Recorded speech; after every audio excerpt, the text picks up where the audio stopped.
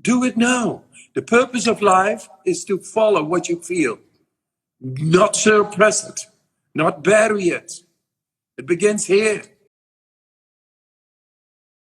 Yeah. That is amazing. That is super fast. Oh my God.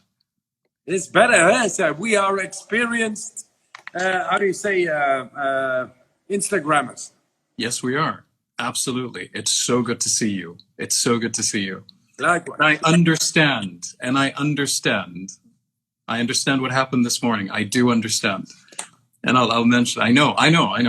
We don't need to. I know. I know. I'm super excited. Okay. How have you been? How's the week? I got a New York Times bestseller. Yes, you did. Congratulations. That was amazing. Yeah, it's spreading now, you know.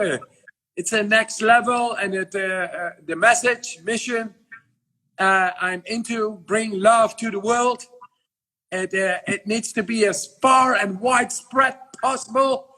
I use any means to get there, because love needs to reign, and the rest needs to go. Yes. And that's one of the reasons why we're here. Yeah, I just want to spread your message as much as possible to as many people as possible in every way possible. I'll just give we got over 1,000 viewers right now. I'm just going to give a quick intro, 1-minute intro to Wim, to introduce Wim. For those of you who don't know who Wim Hof is, he is a Dutch athlete, and I will start with one thing that I haven't done before.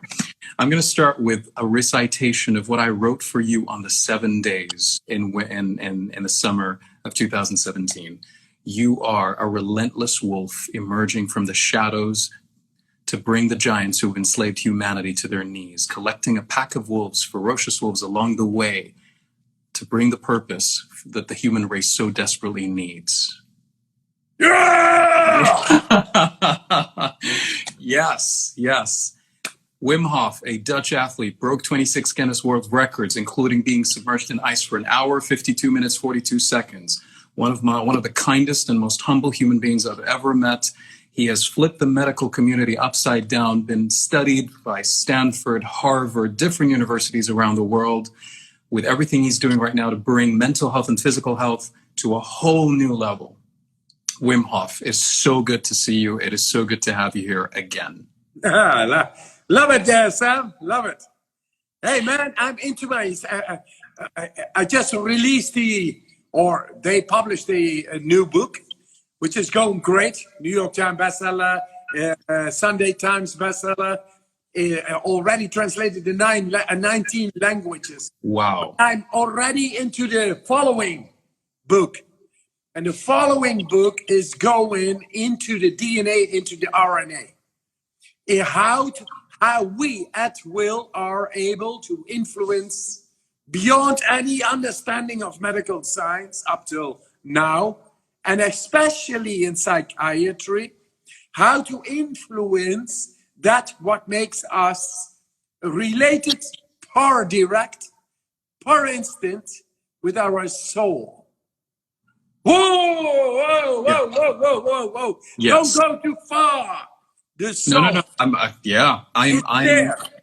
I cannot wait to dive into that, by the way. This is one of the things that I cannot wait to dive into. And what it brings, this exercising at will to go within the RNA, then into the DNA, that is into the ancestry, to rule over yourself. In shortcut, bottom line, to learn to rule over yourself. Yes. I think that's just the logic of nature itself. Only we alienate it from nature by our schooling and the system and all that. And you see what the system has brought us? A lot of pollution and a lot of exploitation and inequality. Hey, something needs to be reset. Let's go back. Let's go back to the core. Who are we? By innate capacity, born to be wild, happy, strong, and healthy. So the confidence. We go for the confidence. And the second book is about how to de-traumatize the DNA, the encrypted codes of the past, and how to unlock those proteins at will. Now we have the measurement devices, and I've been in nature, and I found ways to get back to the core, simply the way nature meant it to be. Yes, absolutely. Absolutely. We have so many different ways of approaching this. We have questions that we are receiving. We have questions that I've already written down from the DMs I received. And anybody that has questions, please share it in the chat, and I'm going to go through it as well. And at the same time, we have a lot of topics that we can cover. One of them including trauma that is very, very dear to my heart, especially. And this is what I'm working on in terms of emotional healing and helping people heal the emotional wounds that they've been carrying in their life, because we have two types of emotional wounds: the emotional wounds that have happened to us due to a trauma in our life and our lives, and an emotional wound that we have inherited. And we can release both, and there are different ways of making that happen. One of the things that I would love to explore with you, Wim, is the application of the Wim Hof breathing method and the Wim Hof method in general, in terms of repurposing it and applying it and combining it with different things. And through the questions that I've received, we can tackle a couple of them, definitely. An example that I want to share real quick before we dive into the questions, there's a lot of questions, a lot of really good questions, is the idea of when I do emotional healing and I do the processing, when the resolution takes place, there is an integration period of 72 hours for the body for the nervous system to integrate. And I noticed that the Wim Hof method would accelerate that integration of the nervous system. Wow. And so there's a very interesting combination of emotional healing for processing emotions to release them, and using the breath work, which on its own, it can actually help on its own release trauma. As I mentioned, the story of the 18-year-old girl that after 5 years of not crying, we did three rounds of the Wim Hof method, and she cried for the first time in 5 years. So there is this spontaneous healing that takes place, the spontaneous release of emotions. But it's interesting to combine emotional healing that is very specific to certain wounds, whether it's grief, whether it's sadness, whether it's a certain trauma, whether it's anxiety, whether it's fear, whether it's frustration or shame, and combining that with the Wim Hof method by doing the breathing, for example, as an integration. There's something else related to that I'll touch upon when we dive into the questions. So are you ready for the questions? Okay. Here we go. Kimberly M.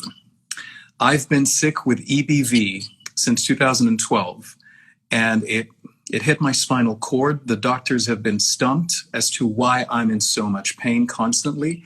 Any help is appreciated. So she was basically asking, I would imagine what she's asking is basically, would the Wim Hof method help with that? Yes, I would recommend directly the power breathing, which is about 30 deep breaths. Yes. Then you take them fully in, you hold, and you squeeze, contract the abdomen, then you contract the chest, and then you go up in your head and you squeeze like you have to go on the toilet. Okay. You got to get the shit out. Yeah. That way. Yes? Yes. In that way, you exercise the ganglia in the spine with an extra current. Cerebrospinal fluid will go up the spine. That's an extra current that is able to possibly alleviate her pain. That is one. Two, through this breathing, you will touch. If you do it good enough, it's all up to the person and the person's condition. If she is able to take on a workout with the breathing, then you are able to activate the opioids in the endocannabinoid system, yes, which is in the brain. And by bringing the cerebrospinal fluid up, it flourishes inside and it activates whatever needs to be activated. So the whole brain will be flushed with cerebrospinal fluid, which has been shown in a study in Germany. We did 100%. And then they write areas of the brain, in this case, the endocannabinoid system, which is a place of opioids and cannabinoids, will be activated. That will alleviate her pain. There you go, Kimberly. Thank you so much, Wim, for that.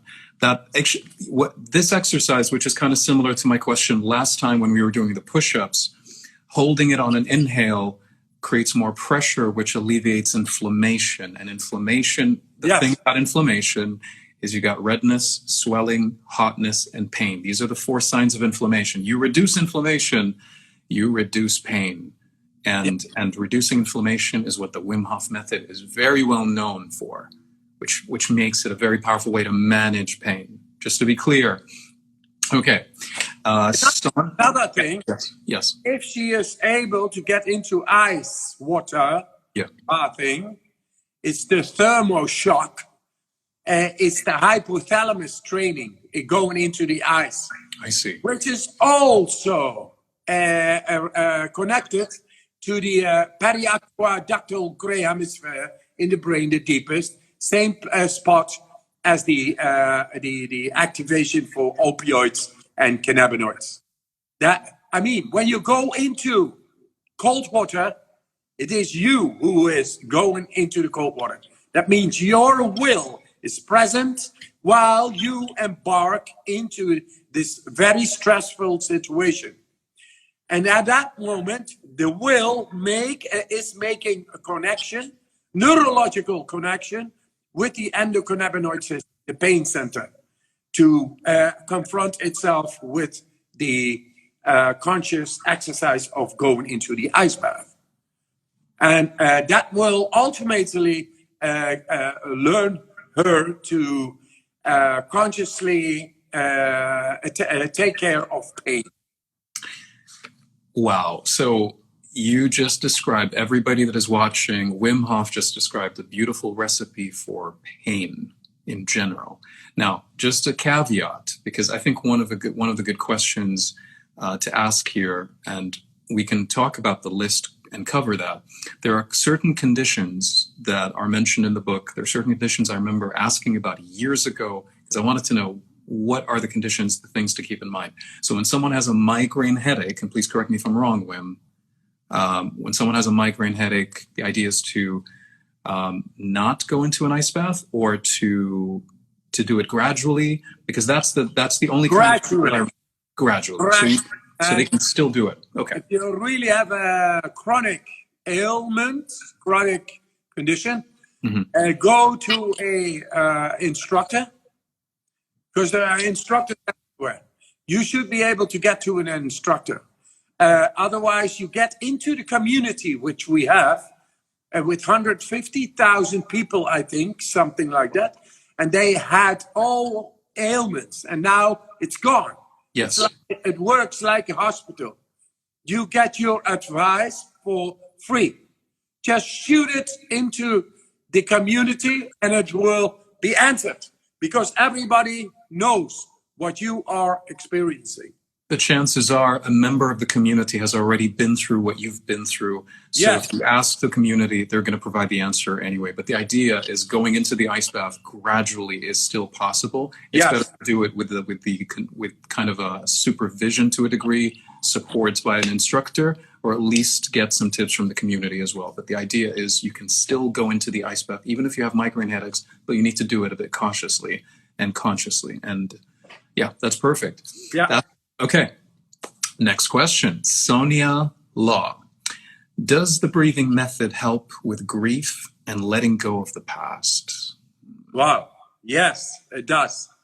When you go into the breathing, you actually reset through the deep activation of the adrenal axis. So anything that should not be inside the body to function well will be extradited. out, out. Adrenaline does that. So even emotions will be neutralized. Another one, if you have grief and it really gets to you, then do the first mentioned breathing exercise to bring down the out of balance chemistry of hormones in the brain caused by the grief, causes in the end the wrong genome expressions, which causes inflammation, which goes through the brain-blood barrier and then messes up the hormonal balance, and you have no longer control. That can be reinstalled, rebalanced by doing the breathing, the first mentioned breathing, like in an instant.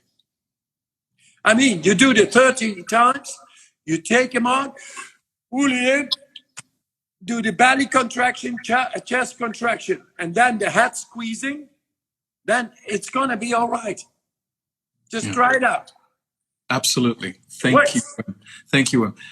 There's another question by Samira, which is kind of similar to a bit different, but it's interesting. Why does breathing affect emotion? Wow. I know. The questions, they're really, really good questions. Yes. So breathing is able to go past our conditioned mind. Because we have shown in brain scans how to go past our willful control of ourselves. So the emotion is seated in the deepest of our brain, the amygdala, the hippocampus, even the hypothalamus. In the deepest of the brain is our emotion seated.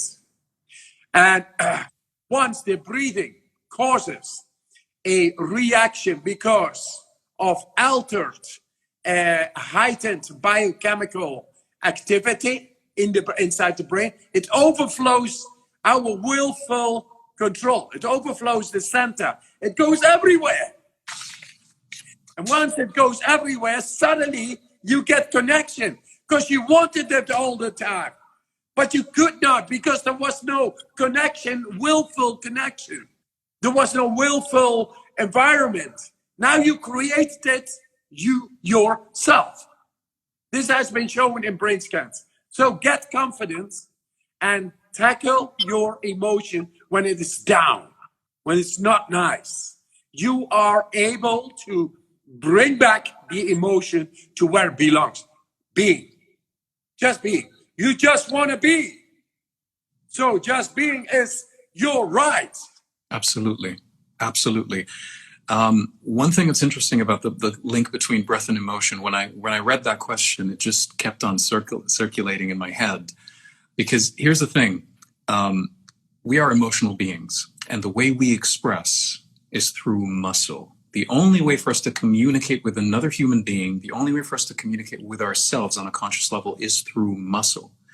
So verbal, nonverbal, physical, vocal, when we speak, that's muscle. When we breathe, that's muscle. That's the most primal, that's the basic form of expression through breathing. And so if I'm breathing, it is a form of expressing. It's a nonverbal way to express how I feel. It is a way to also release how I feel. It is a way to maintain how I feel. And it's a way to enhance how I feel. So if I'm feeling anxious and I start to hyperventilate, I am maintaining the emotion that I feel. If I start to, it works in the opposite way. So if I feel something, I need to express it. And the first way is through breathing. But if I want to change how I feel, I can easily breathe differently. And that suddenly lowers, or you start to starve that emotion from the enabling that's happening through the hyperventilation from anxiety, if that makes sense. It's a very, very, very strong connection between both of them. And so the idea of letting go, one of the ways I look at the body is there are so many metaphors and lessons within the body itself, physiological metaphors, physiological lessons. For example, breathing in and of itself is a lesson in and of itself of the way we should live. And to me, breathing, deep inhale, deep exhale, to me is just unconditional acceptance through an inhale and unapologetic expression through an exhale. And so when we start breathing in and out in such a deep way, slowly, deep inhale, complete prolonged exhale, as we are thinking of the things that are bothering us, what you're suggesting to your unconscious mind is I unconditionally accept what happened to me, what happened in the past, and I'm beginning to express it and release it in this moment through that exhale. Wow, yeah, oh, profound. So it's, thank you. Love it, love it, love it. It's poetry, it's poetry. It's not psychiatry, it's poetry. That it is. And another thing, so when you find out that through the breathing you are able to reinstall, rebalance your biochemistry, then know you are the alchemist. That is one.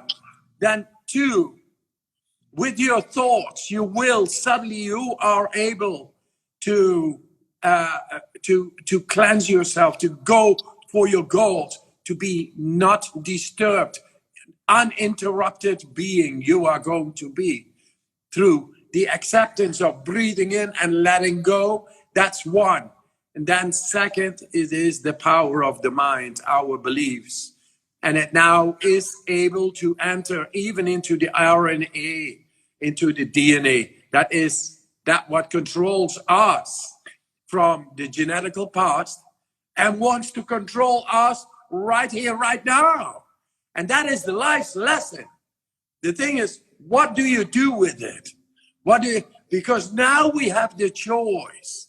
We have seen that through simple techniques, we can reinstall what is ours. And what is ours is being here and now, and to bring love, and to share it, and to feel strong about it, yes, and have great confidence that we are able to do that any moment when we need to do that.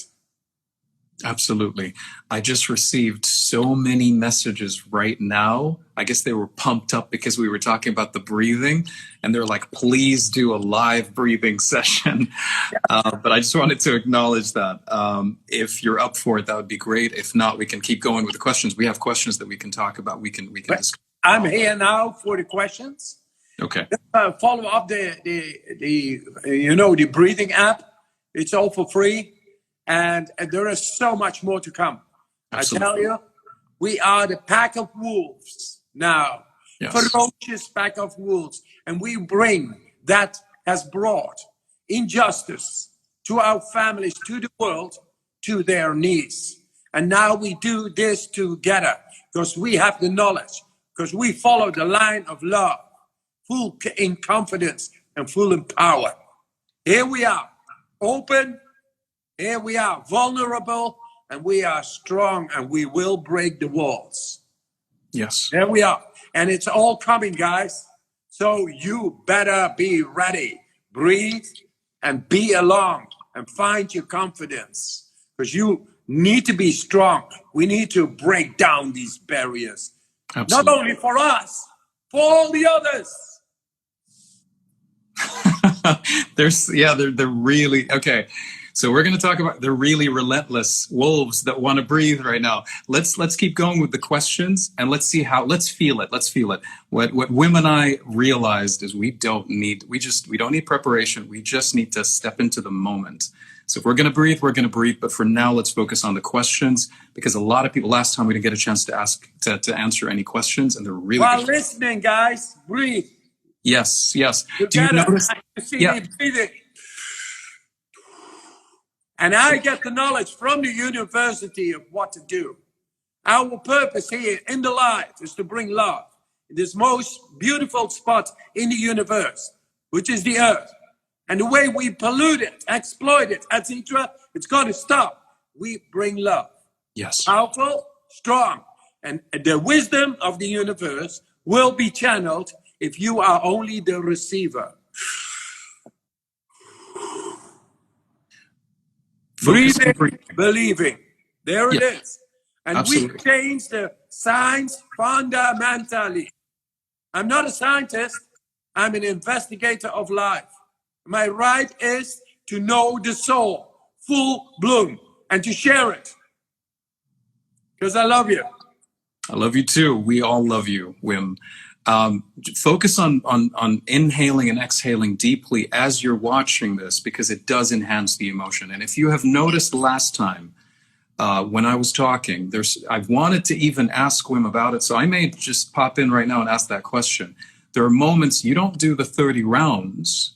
You do some deep breathing sometimes when I'm talking about something, and I think what's happening is certain things that I'm saying that make so much sense with you, that connect with you, that is an epiphany for you, Wim. You suddenly take it in with a deep breath and take it out, like you're capturing that moment, and it's a beautiful thing to do. So please correct me. Is that a fair statement in terms You of? are able to connect through the breathing. You are making yourself alkaline. You're making yourself favorable for the electricity, the nervous system, the ethereal, like radio signals. Radio Gaga, Radio Goo. You know the songs, guys, Absolutely. but it is real. Absolutely. We are receivers and senders. And with the right breathing, we get a beautiful radio going on. And we will be able to channel to anything with the greatest music, the furthest places, the greatest tunes, anything. And that will make you happy. So get on the Radio Gaga. Yes. Yes. Okay, everybody, just focus on breathing deeply as you're taking this in. Next question. Ignorance is bliss. How to cure eczema, atopic dermatitis. So basically that's the question. Eczema is an allergic reaction of histamine. Mm-hmm. It's inflammation. So the breathing plus going into the cold will cure the eczema because it brings down the inflammation. There it is. Perfect. Simple, just do it. Perfect. Just to touch upon that as well, which is something I mentioned in the last IG Live, Wim Hof method tackles the nervous system and tackles the immune system. The immune system is connected to every possible disease known to man, from infection to inflammation to degeneration to autoimmunity to immunodeficiency to allergies to cancer. Everything is connected to the immune system. You tackle the immune system, you tackle everything. So this is to simplify it, but obviously each illness, each mental and physical illness may have a specific kind of way of tackling it, and that's why we're asking these questions as well. So, RV Benabe, I guess, I have 11 vertebrae fused with incomplete paralysis and extreme chronic pain. I need help firing up my nervous system. I stopped opiates 2 years ago, and I'll try anything, any suggestions for solutions? Yes, the first breathing. I just did the research on people with spinal cord injuries, low and high spinal cord injuries, being paralyzed.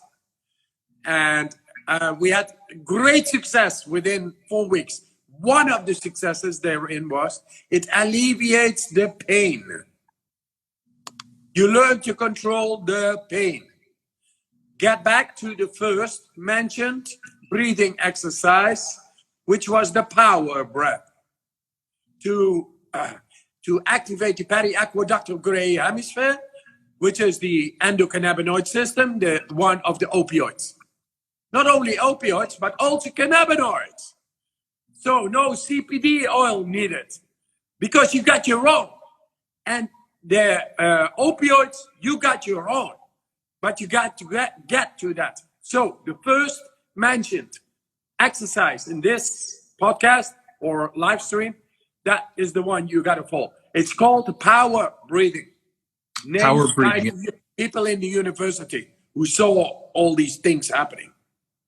Okay, perfect. One thing to mention to people that are in the audience right now that are attending, if you have anyone in your life that you believe would benefit from this live, just WhatsApp them, text them right now, get them on, link them right now. We're just getting started. Okay, so Eric Rostirola, I believe, you guys said we should listen to our fear. If I listen to it, won't I let it dictate what I will and will not do in the present? Does that make sense? Yes. Okay. No, when you listen to your fear, you are not running away. That's what the fear actually is all about. The fear is a psychic signal that you, if you follow, if you ignore it, then you will be insufficient in a dangerous situation which could come. That's why fear comes. It's that you are not ready here. And it shows that fear. You got fear for dark places or fear for heights. Then go and learn how to climb. Go and learn how to go into dark places. Because nothing goes on if you go consciously toward your fear and learn. It is a great teacher.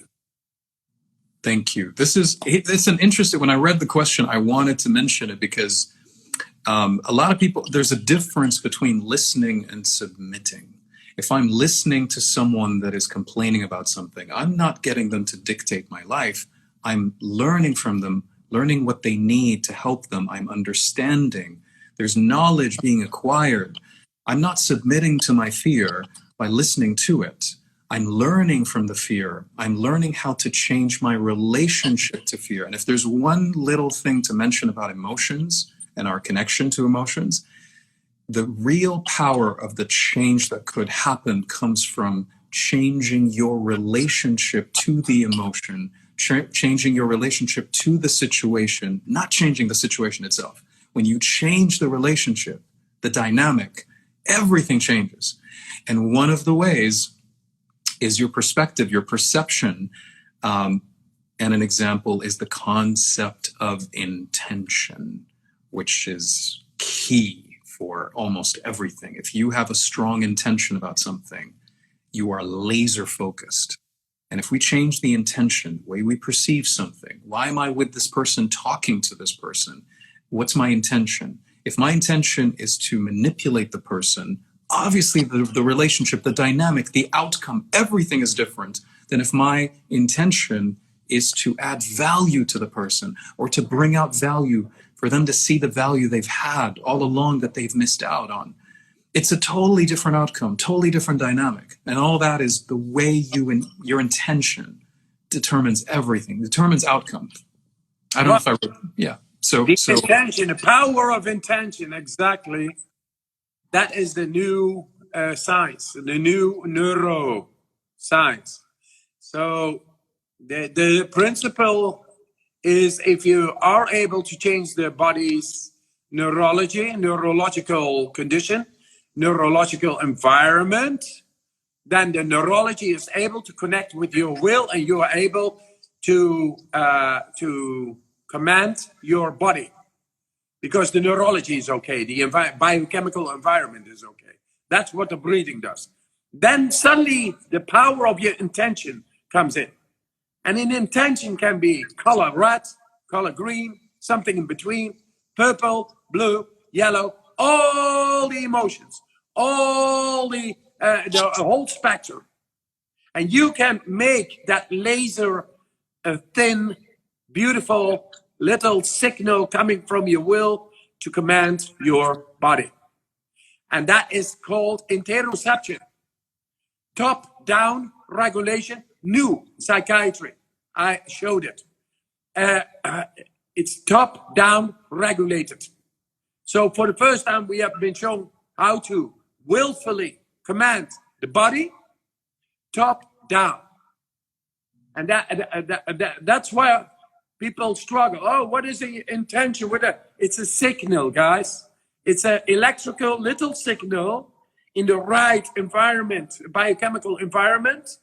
It's like when we were young or something, my mother used to have me kneel down on the ground before going to bed to do a prayer for the other day to be good and to be blessed and to be protected by God. Yes? That is a very subtle intent. Always works. And this, we have unlearned this. And now science has come in and it says, hey, don't throw the baby with the bathing water all out, you know? The past is gone, but what have we learned of the past? There were good things. And one of the good things is the prayer, the relationship with something that is much more powerful than you outside, that protects you, that is there providing for you all the time. Relentlessly, it does. But we think we are better. And then it doesn't work anymore. Because how can you be better than something that is so much better than us? Hey, it lets you.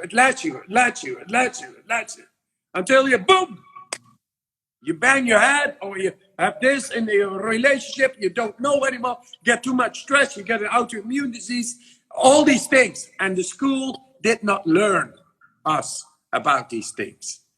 They want us part of a production process, and not necessary to see what is confidence, and what if you get the sack in the future. That nobody learned us how to deal when you get the sack and you have no money, and suddenly you have a very difficult situation to handle. We had let's get back to the power of intention. Let's get back to our confidence. Let's take over what is ours to be happy, strong, and healthy. It's only our right. It's a logic of Mother Nature itself. And now we have brought it to the DNA and the RNA.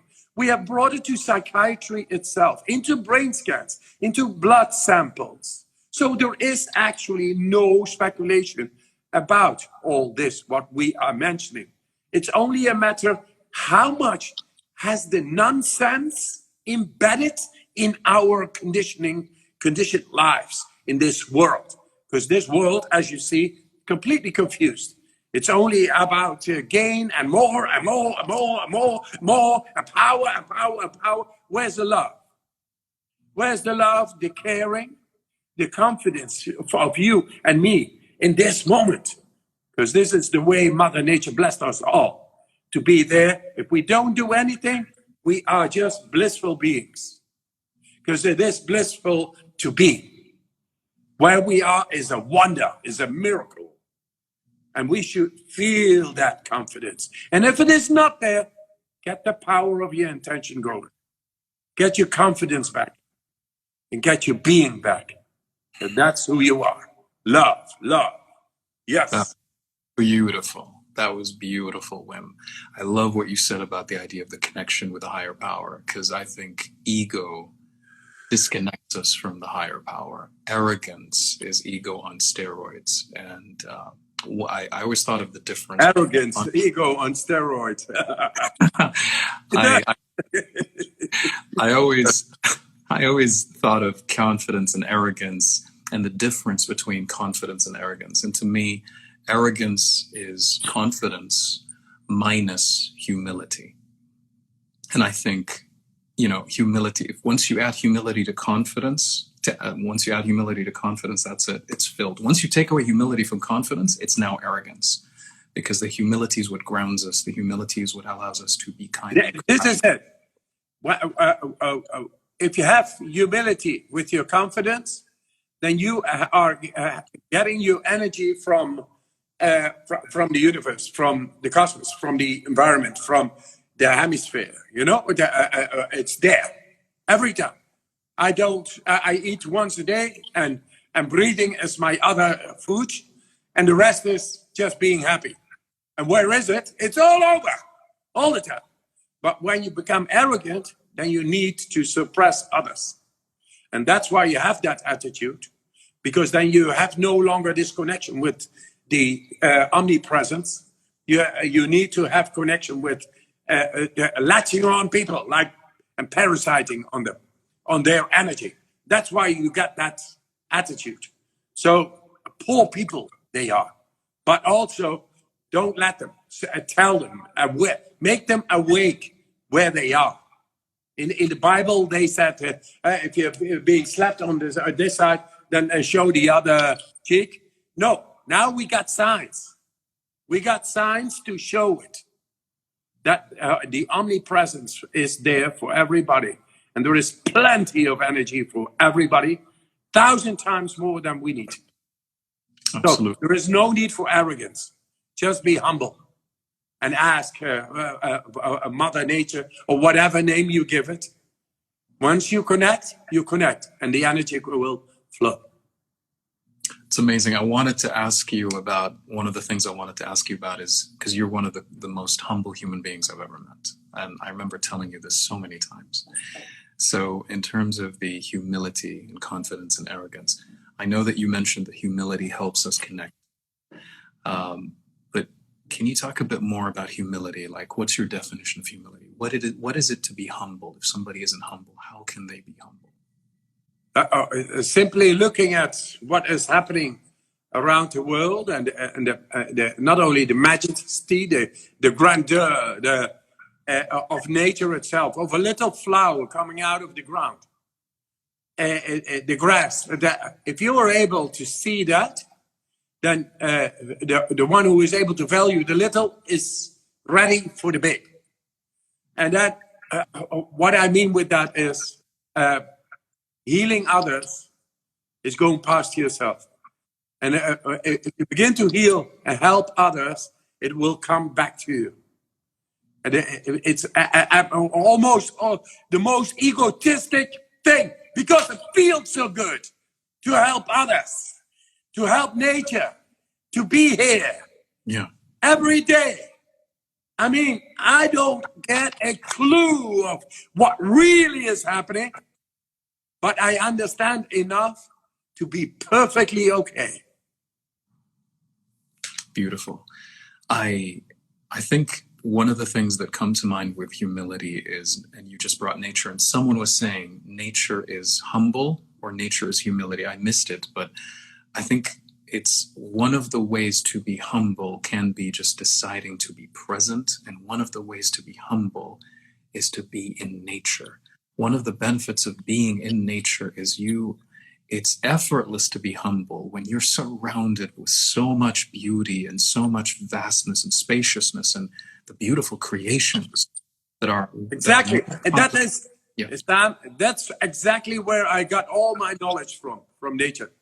And then I went to the universities, and then I changed it fundamentally, because nature knows all the answers to all our problems, because we are part of nature. Only we thought we can alienate, we can be suppressing nature within us and out there. And then now we are paying the bill.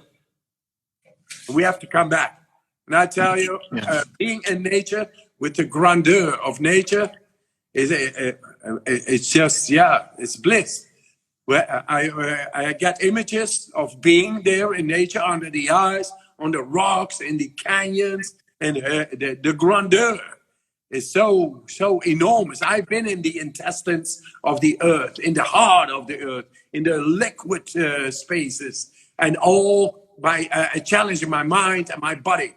And I found out, if you are humble, you will get everything you need to know the soul and realize it for yourself and for all the others you're going to meet. Because you're going to tell about the beauty of the grandeur outside, which normally is being trodden by people. I don't care, I need to go to my work. They don't see it anymore. It's gone. What is gone inside. And that disconnects us from answers we need. When we stay too long inside, it's like locked up. And then problems evolve because of the tension. You are not flowing. You are not in connection. And then you don't know the answers. You go to doctors, and you go to this, and you go to the system. and you become dependent. But you should not be dependent. You should be struck by awe. Every morning you rise out of bed. I'm gonna live today. Fully, yeah. What I'm gonna do? This. Yes. Yes. Yes. What you're referring to is natural wisdom, which is a term you used in your book. And one thing I didn't do last time, and I need to rectify that. This is the Wim Hof Method book.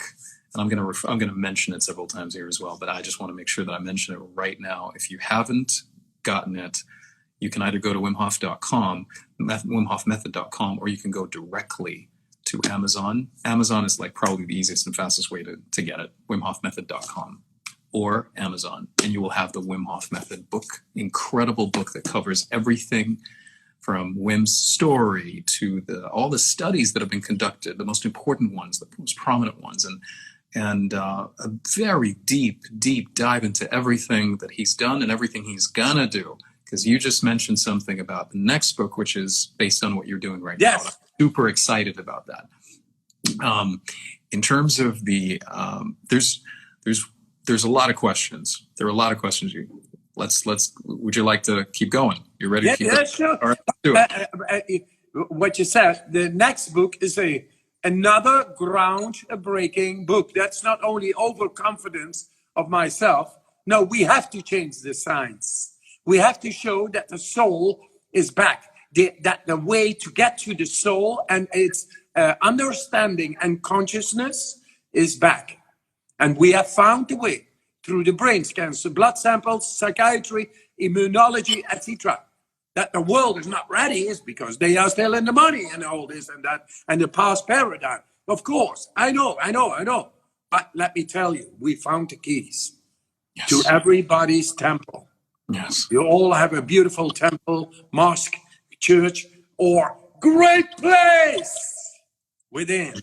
And it's beautiful. It's you inside. Absolutely. Absolutely. I think one of the greatest journeys is an internal journey where we connect with ourselves. And whenever we're focusing on trying to connect with external, objects in order for us to kind of find ourselves, we're disconnecting from ourselves. And I think the Wim Hof breathing is a great way to kind of ground us so we can finally meet our true self through that mental stillness, so we could see the clear reflection and be authentic beings of who we were meant to be. It's like, Bassam, it's like we are going to show a map. And if you want to use the map, it shows you from your angle where you are to the soul, how to go. Yes. And every day is a possible is a new day to write a new page in that book. And very soon you will know your soul inside out. Beautiful. We provide the map, a direction. That's what we do. Absolutely. I'm just going to ask one more question for this page. I got like 4 pages, by the way. I just want to scratch that out. Hold on. Rube 007. Can the Wim Hof method help in mitochondrial disorders, muscle disorders? Yes, directly. Aerobic dissimulation, it's called. We create through the breathing more ATP. More ATP is more molecules, it's more energy. And that goes into plasticity. And if the inside the cell, if the mitochondria or any other place in the cell is being disturbed, then that chain will be relieved. That will be helped, will be corrected.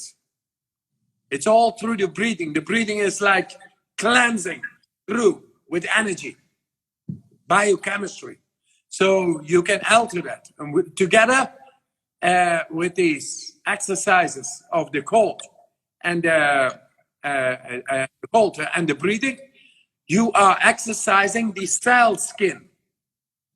Because most of the times it's because there is a weakened cell membrane going on.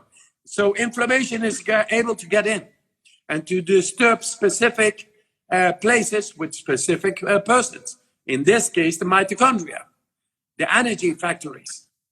But if the cell membrane suddenly is stronger, then the same inflammation is not able to get in. Then the cell gets into a war-free zone. It gets into repair, restoration. So just do the breathing, do the cold, and get your mind going, because your signaling arrives in the DNA, arrives in the cell. It's all new science, guys. If it sounds like hocus pocus, I'm sorry, it's not. It is not. Magic of yourself. Your mind. Yes. I can assure you it is not hocus pocus. I'm a medical professional and I am a researcher, and I've been researching the Wim Hof method for the last 5 years. And I can assure you it is not hocus pocus. I've tried it myself. Interesting new knowledge is coming, new data in December with the University of San Francisco on the DNA and depression, both. The depression, very interesting for in your field. From a natural perspective, I mean, what we are talking, you come from, say, from the East, and there is a complete different approach to, say, God and the omnipresence.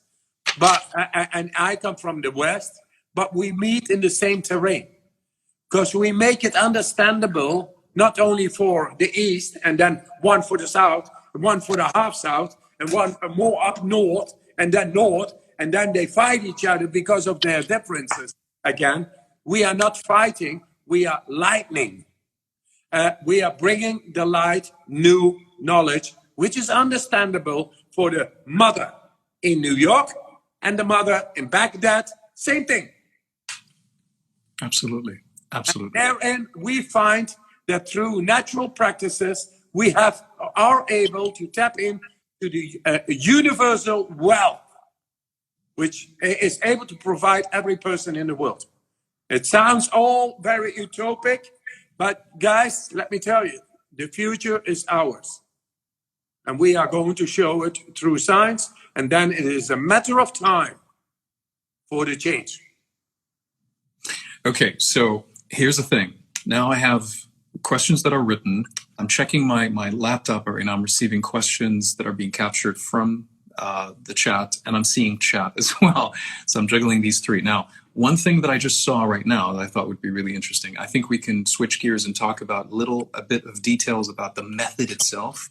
And we could talk about different diseases and mental health and physical illnesses, because I do have other questions. But I think what's interesting is just touching a bit about the method and talking about a few details. So I'm going to start with a question, and I'm sorry I didn't see your name, but the question is, would it harm the brain? Would a breath hold or the breath hold harm the brain, holding your breath on an exhale? And I'm guessing he's speaking in general, so I'm going to add to it two questions. Would holding your breath on an exhale harm the brain if you hold it beyond a certain amount? Has there been any studies about that? Or it's just, because as far as I understand, it's just an incredible way to connect, and it's powerful for the brain. I cannot see it as being harmful. No, not on the exhale, it doesn't. On the exhale, there is no tension. There is less tension than normal. So, absolutely not. Go for it. And the second part of the question, don't force, ever. Don't force. When you feel to breathe again, hey, that's nature. Then you need to breathe. You take them in and you hold. And follow that good feeling. Because the good feeling, your feeling is the guide. Always follow the guide, the feeling. Do not force. Then it will be always all right. Perfect. Perfect. Beauty and Greens is asking a question about cold shower. Cold shower, is it best to do it in the morning or the evening? I think that's cold shower you can do any part of the day. I heard people saying, I'm a high executive and a lot of brain work I got to do on the computer. Then at 2 o'clock, I'm fully done there inside. because all this going on. Then I just break. I do half-hour breathing, or I take a cold shower, and I'm ready. There you are.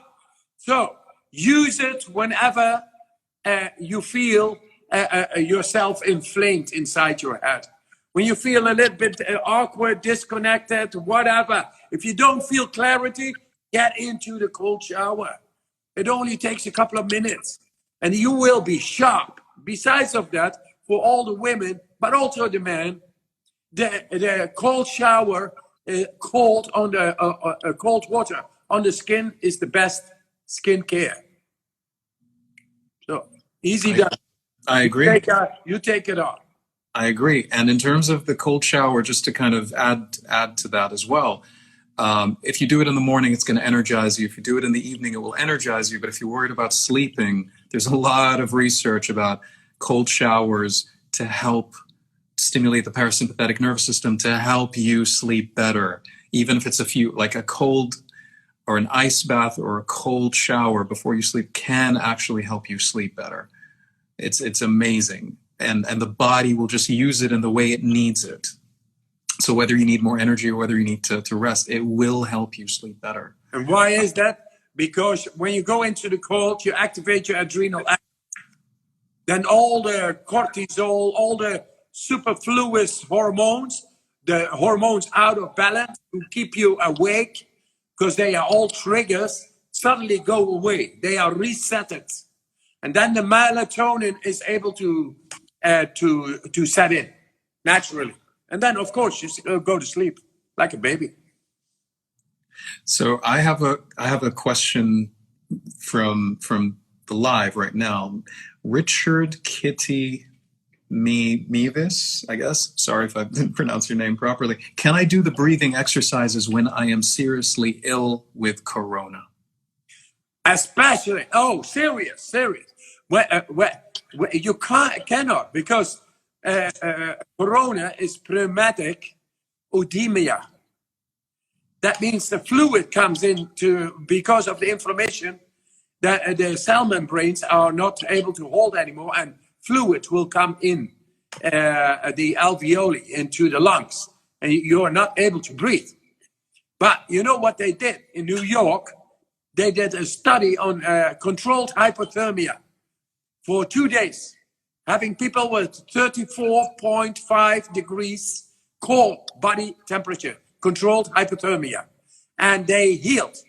They were bound to die of the COVID, but now they reversed because of the controlled hypothermia.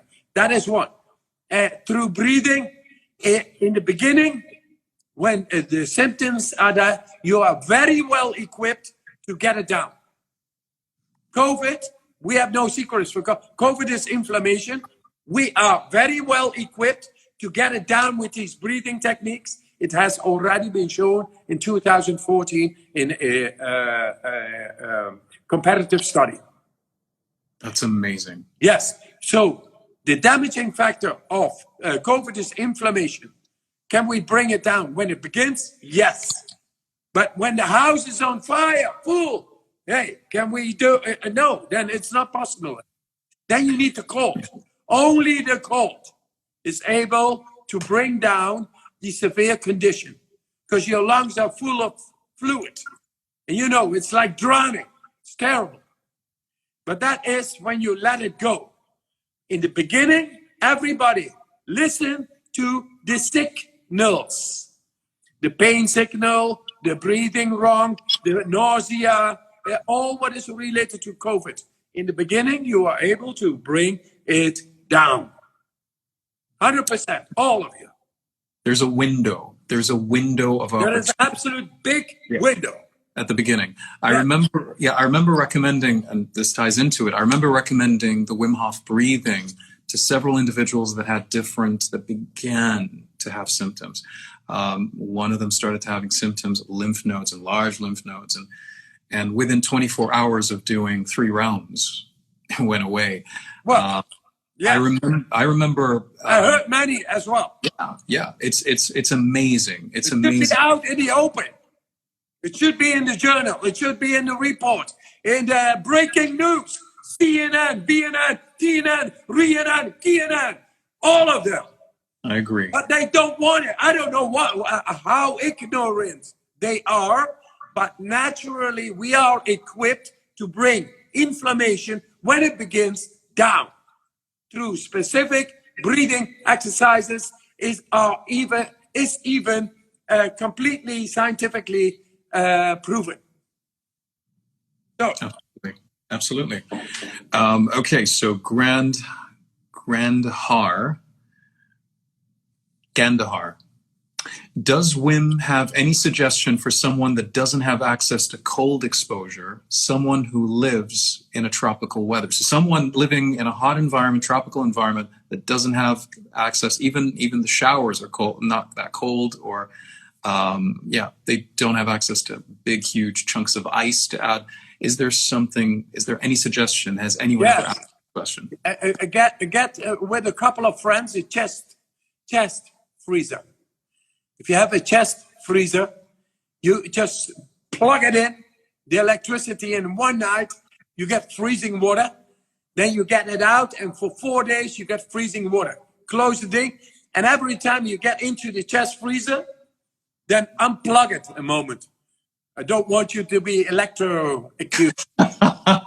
Of course, no one wants that. Okay. Gul-e-Zahra. What should be the temperature of water for cold baths and cold showers, and is it suitable for every season?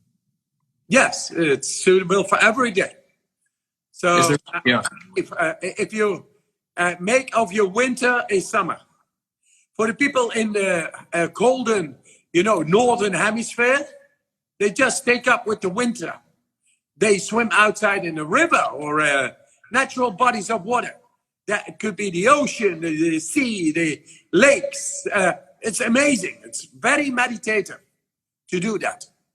You really get to yourself because you are not thinking about luxury or any worries.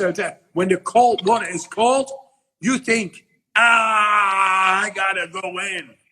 It's me going. Oh, you will be silenced. It's very meditative, and it has been shown. So, in any other part of the world, when it is too hot, buy a chest freezer or do the breathing, because the breathing comes from the cold. When I went into the cold, I learned to breathe. Yes. The breathing is able to also open and contract the vascular system, which is 70,000 miles, 100,000 kilometers inside every body of us. And it will then, these breathing exercises will then be able to exercise the muscle tension of the millions of little muscles in the vascular system, which cold is doing as well. So cold really is effective. And, with a couple of friends, even if you have no money, with a couple of friends, you should do this because it's better than a life insurance, a health insurance. It gives you a lot of energy if you regularly go into cold water. Could be from 0 to 10 degrees. That is in 32 to 50 degrees. What is it in Fahrenheit? But cold exercising thermogenesis is just bloody amazing. I'm sorry that it's so simple and it's amazing, and it's the best thing you can do for yourself. Go on regular basis into the cold. It's like making your ego shut up. Oh, I love it so much. I remember the feeling. It demands, the thing about the cold is it demands your attention. When you step into the cold, it's really hard to think of anything else. If your marriage is falling apart and you step into an ice bath, I guarantee you, it will demand your attention, and you realize that your survival is more at stake. You put things in perspective, things change, your mind shifts, and you may come back to resolve the issue even you're in a better state. So it does reset you, absolutely. There's another question by Gull that I thought would be interesting to ask as well.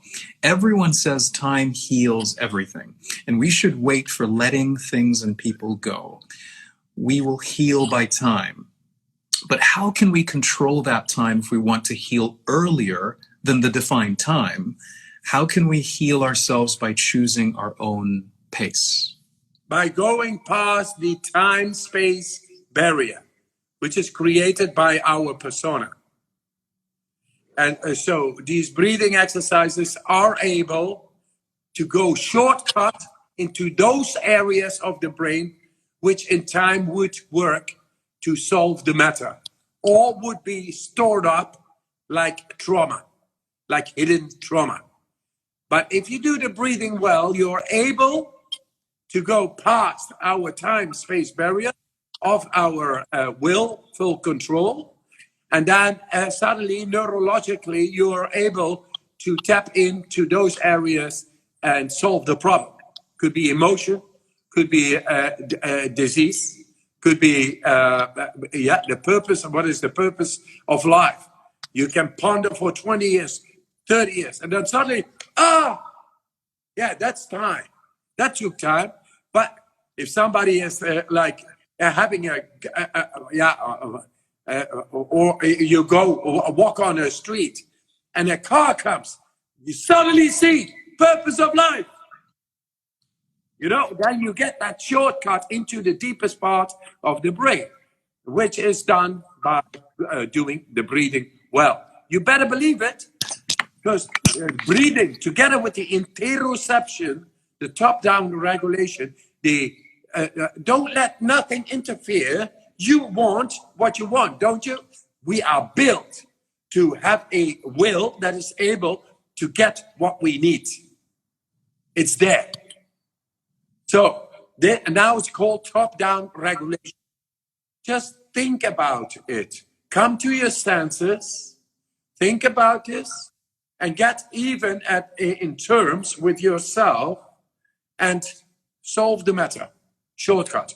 And then it's all nice, time heals wounds, but what if it could be 100 times faster? Which would you choose? Both are natural. Yes. Here's my take on this personally. Gull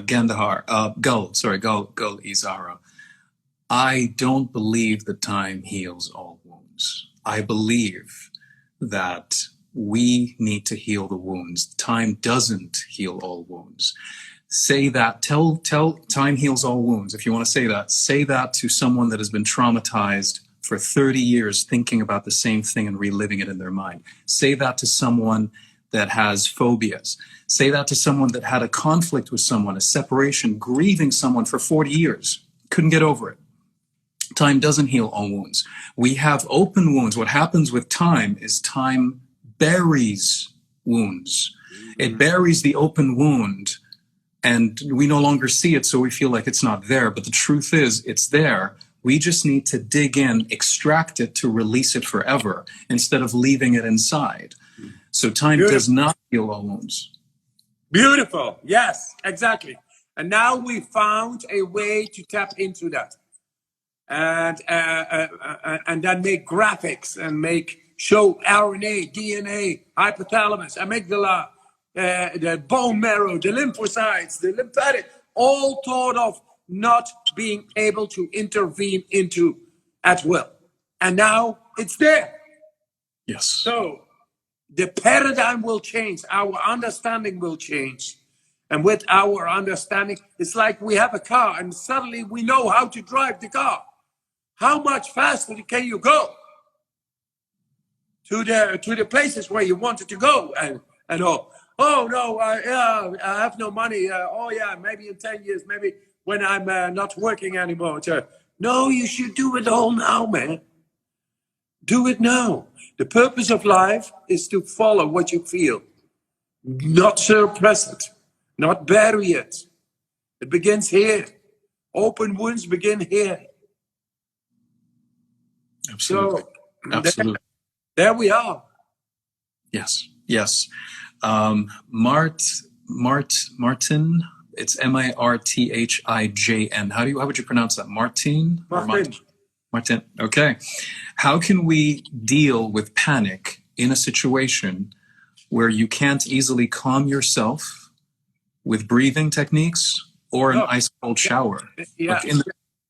What they did with panic, put them under a cold shower. Put them in a cold shower. So you immediately just jump into a cold shower and it resets you. Yes, absolutely. They heat up. They heat up at that moment. You cool it down, you break the loop. Another thing is deep breathing. Force 10 times deep breathing, it changes. It cuts the loop. Change the way you breathe, you change the way you think, change the way you breathe. What you said in the beginning. It's what you said in the beginning. If you change the way you breathe, you influence your emotions. Yes, you change the way you feel by changing the way you breathe. Exactly. Absolutely. And so there we are. Absolutely. Yeah. There's something else that I'd love to mention to Martin about the panic as well. The idea of one of the fastest ways as well to what we tend to do when we feel panic is we tend to either try to distract ourselves, which can help, or we try to suppress the emotion. The greatest problem we have is we suppress the emotion that we're feeling and we're in denial that we don't want to feel it. The easiest way is just to admit that you're feeling what you're feeling and say how you feel out loud. Just by saying, if I'm feeling a bit nervous right now, and I say, I feel nervous, as simple as it is to express the truth about how you feel, you suddenly get a release. But it's because we're suppressing it, it just makes it a lot harder in the moment. And I just want to clarify the idea of I feel versus I am.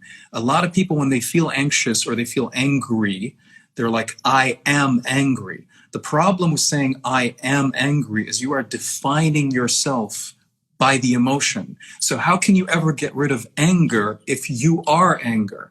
But if you say I have anger, then I have a problem, I feel angry, then it's something transient. It's something you can get rid of. It's something you can release. But if you say, I am angry, you just trapped yourself. Now, something I found in Japan about the language of Japan, the Japanese language, which was amazing. They don't describe or express negative emotions in the first person. So they don't say, I am angry or I feel angry. They say anger is felt. And to me, that blew me away, because what happens is you're separating yourself from the emotion. You become the observer of anger. Anger is felt. I'm an observer. I'm watching it. I'm seeing it, witnessing it happen. And when you witness something happen, it can pass. You can walk away from it. But when you are the emotion, the language traps you. So that's really, really important to mention, basically. So I hope that was helpful. And so, yeah, you could use I am for positive stuff. You can say I am and link it to positive, but I would recommend using the language, change using I am to I feel, or anger is felt, or something. And another little thing to add, through the interoception, we are able to steer neurologically by signaling at that moment, becoming conscious of our anger, to listen to the anger. Hey, oh, that came in. Something else has happened. And at that moment, you disentangle from the anger and you listen to the messenger again. And it works. At that moment, you are able to observe what is happening, because the anger is a signal. So the interoception, but the power of interoception and intention will then follow. Disentangled, power of intention. I want it to be good. Whatever is going on, I want it to be good. And it's able to fall in the space created by the detachment. That's the neurology. A lot of people work against their emotions instead of working with them. Yes. Work with the anger, work with the fear that's coming up. Don't work against it, because if you keep running away from the anger is trying to give you a message. Listen to the message. Yeah, like receive the message to release the messenger. The anger will remain until you just receive the message from the anger, and then the anger will walk away. But we keep running away from it, and it keeps chasing us because it needs to give us a message. And it's amazing how we end up paralyzing ourselves. Yes, a great conversation. Great conversation. Sam, I got a World Summit going on very soon now. And it's also through online. A World Summit coming together with James Nestor. Maybe you know him. Yes. And Mark Cohen, a professor. And they have me on the panel on the World Summit for Wellness. And I think I need to clarify a couple of things over there. Let's not over-focus on breathing alone. We are the ones, we are the alchemists, not only by the breathing, but by our signals we are able to make within our bodies to be in command, to make the good things happen. Because nobody will not choose happiness if he would be able to be in control. And we found the keys to get our control back. We found them, and that's our conversations. And we make it more shorter, shortcut, more simple. We simplify, and we do it together with all you beautiful viewers, questioners. And we just provide a platform. And Sam invites me, and here we are. This is what we do. We are simple beings, yet we are changing the world.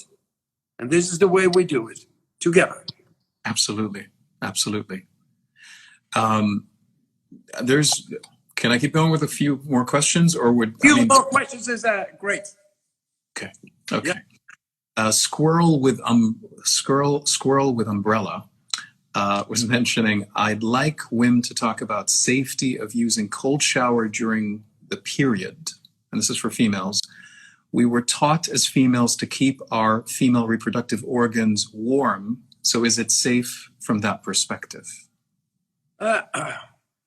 Yes, it's a hormonal cleansing, what is going on. And the cleansing of unused eggs, the period. The cold shower actually is able to help because the vascular system is at work at that moment. The cold is able to retract, but afterwards to let go.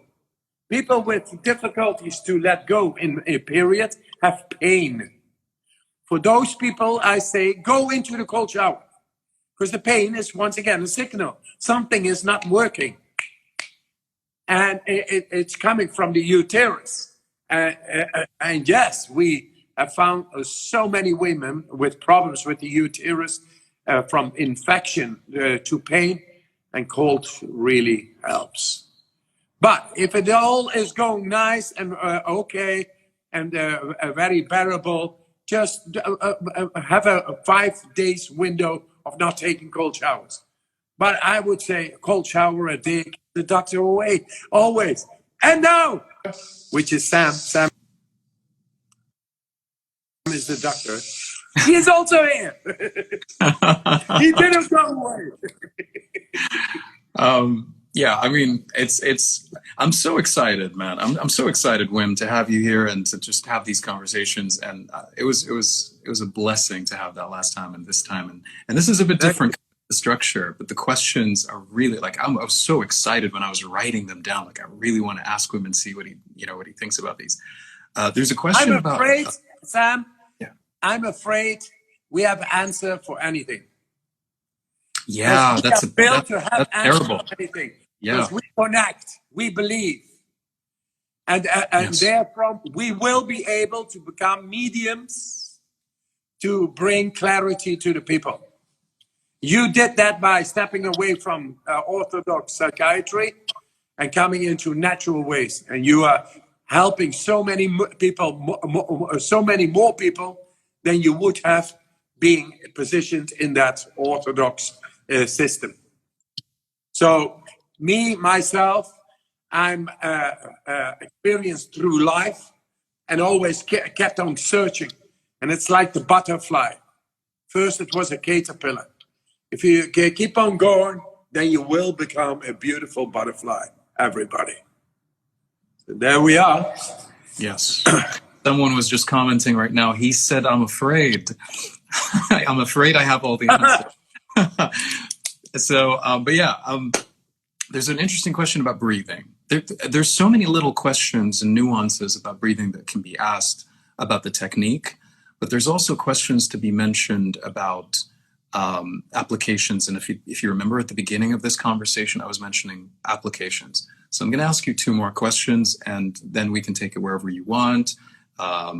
If you want to take it and further, because I'm very conscious of your time because it's already 1 hour and 20 minutes. Yeah. But I'll ask you 2 more questions. One is, during retention of breath, when I feel the urge to breathe, but I know I can handle more, is it better and safer to stop and take a breath, or to prolong the retention? Because I have a thought on that, but I want to hear you first. Just take them in. It's easy. Stop, but listen carefully to your body. It could be a reflex. And you want to learn to overcome your reflexes. Go to a true breath hold, then the biochemistry is fully served. So yes, make sure that it is not a reflex, but don't take it too far. I have to know how far I can go. It's not a competition. No force. Just feel good and change your biochemistry, because it has been shown 100% score in the universities to do so, and anybody can do it. That's my answer. Perfect. I just want to add something to that, which is when I started doing the Wim Hof breathing, I noticed over time that at the beginning, there's always this psychological need to breathe. And then there's a physiological need to breathe, which is the one that when you feel it, you got to breathe. And for most people, they believe that the psychological need, which is what you're talking about, the reflex, is the need that means I got to breathe. No, if you wait, I used to wait for like 5 seconds, 6, 7 seconds. And if it subsides, it was just a psychological need. And suddenly I was fine. It was a little window that I was used to. And after a few times, it was completely gone. And I was able to just never have it again. Yeah. So that kind of connects with what you were mentioning about the idea of the reflex. Yes. But people at the beginning, when you feel that, just give it 5 seconds and see. If it's still there, if it's increasing, it's not psychological.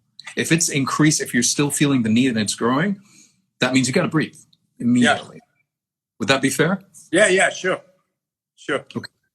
Last question. Tiago Cordero.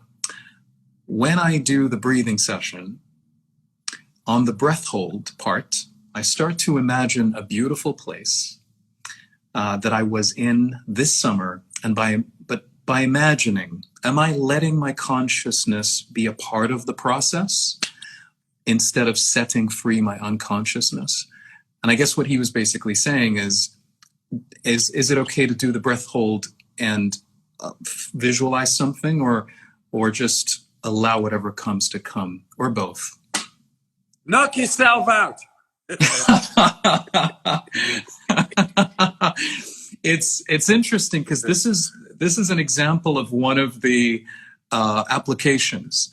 One of the things I noticed, and this is my personal experience, is if I had a picture related to a negative emotion, related to an experience, and there was a negative emotion attached to it, when I hold my breath on an exhale, it feels like this neutral zone where it's hard to feel physical pain or emotional pain. So when I imagine during the breath hold, and I bring that picture that triggers a negative emotion in me while holding my breath on an exhale, especially after the first 30 seconds, I begin to change my relationship to the picture. I begin to change my relationship to I start to feel differently about it, because I'm bringing it to a place that is that is preventing me from feeling what I'm used to feeling towards the picture. So after the breath hold, when I leave, I think of the picture. It doesn't bother me as much, or it doesn't bother me at all. That is the trauma release.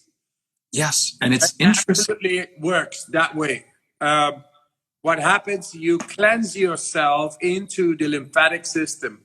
Into the lymphatic system is the deepest of our tissue.